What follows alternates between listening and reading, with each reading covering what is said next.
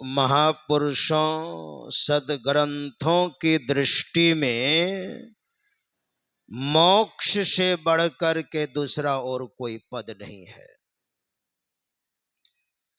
जो भक्ति करते हैं उनके सामने में देवी देवता भी माथा टेकने लग जाते हैं। भक्ति की इतनी महिमा है। सबरी बैठे बैठे क्या कर रही थी? भक्ति तो कर रही थी। और गुरु ने कहा था तुम्हें कहीं जाने की आवश्यकता नहीं है। तुम्हारे अंदर भक्ति होगी तो भगवान खुद ब खुद चल करके तुम्हारी कुटिया तक आ जाएंगे। और भगवान श्री राम जब चले ना सबरी की कुटिया की ओर, तो बहुत सारे साधु महात्मा लोग आगे होकर के कहते थे, महाराज हमारी कुटिया में चरण डालिए, हमारी कुटिया में डालिए। लेकिन भगवान श्री राम ने क्या कहा? सबरी की कुटिया किधर है बताइए, जबकि सबरी वहां है भी नहीं। इसलिए बड़े बड़े विद्वान, वैसे तो विद्वानों के बारे में कहा है, भगवान श्री राम ने हनुमान जी महाराज से जो सत्संग योग में गुरुदेव ने उद्धृत किया है, अधीत्य चतुरो वेदान सर्वशास्त्राण्यनेकशः ब्रह्म तत्वम न जानाति दर्वी पाग्र संयथा। चारों वेदों को पढ़ा हो, 18 पुराणों को पढ़ा हो, 6 शास्त्रों को पढ़ा हो, अगर उनके अंदर भक्ति नहीं है तो केवल कलछुल की तरह दाल परोस दिया, चावल परोस दिया, विभिन्न प्रकार का व्यंजन परोस दिया, कलछुल से पूछिए कुछ स्वाद लगा? कुछ नहीं।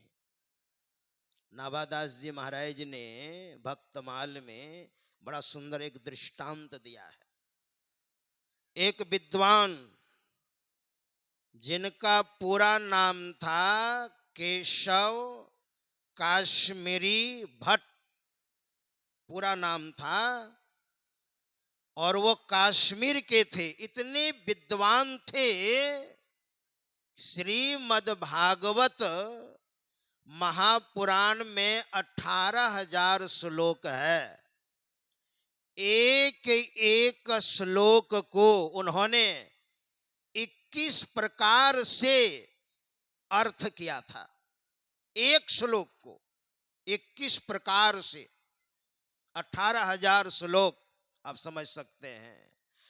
और पश्चिम दक्षिण उत्तर तीनों दिशाओं के विद्वानों को पराजित कर उनसे प्रमाण पत्र लिखवा कर अटैची में डालकर और अपने शिष्यों को दिखाते थे, देखो मैं कितना बड़ा विद्वान हूं, सारे तीनों दिशाओं के विद्वानों को मैंने पराजित किया है और सर्टिफिकेट मैंने तैयार किया है।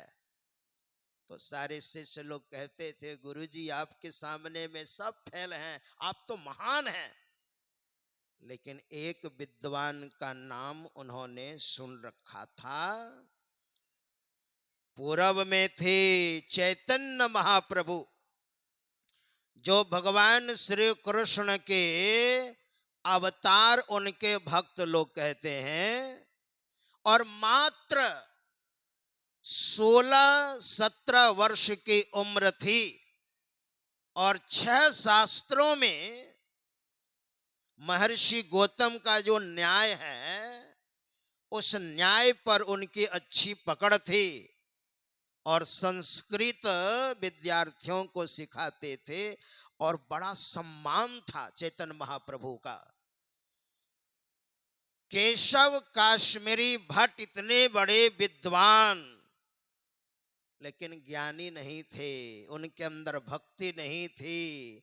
भक्ति के अभाव में चैतन्य महाप्रभु के पास गए खोजते खोजते, किराए पर रूम ले करके। और चैतन्य महाप्रभु के पास जब गए, बहुत सारे बच्चों को पढ़ा रहे थे, और केशव काश्मीरी भट्ट जब गए तो आपका क्या नाम हुआ? आप नहीं, तुम्हारा क्या नाम हुआ? विद्वान थे, उम्र दराज थे, का तुम्हारा क्या नाम है?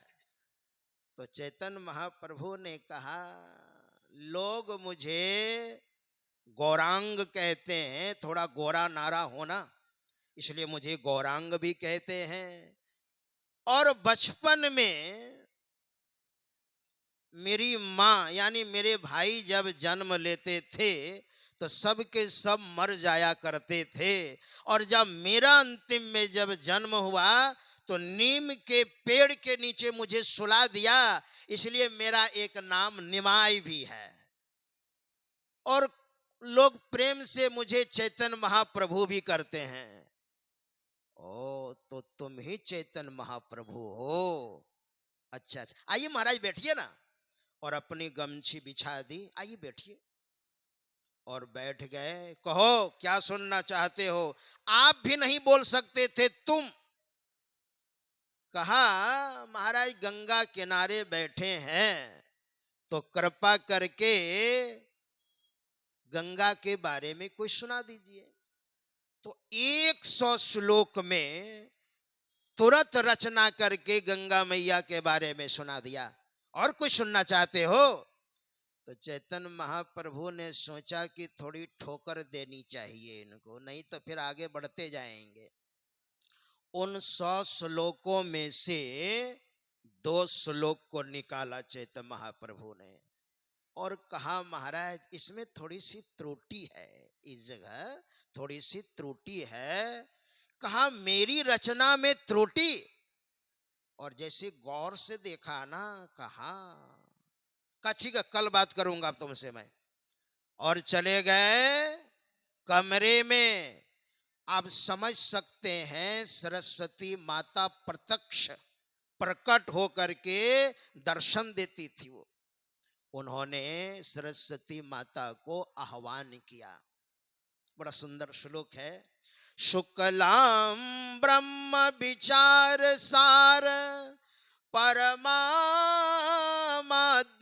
जगद व्यापिणी वीणा पुस्तक धारणी अभयदाम जाड्यान्धकारापहाम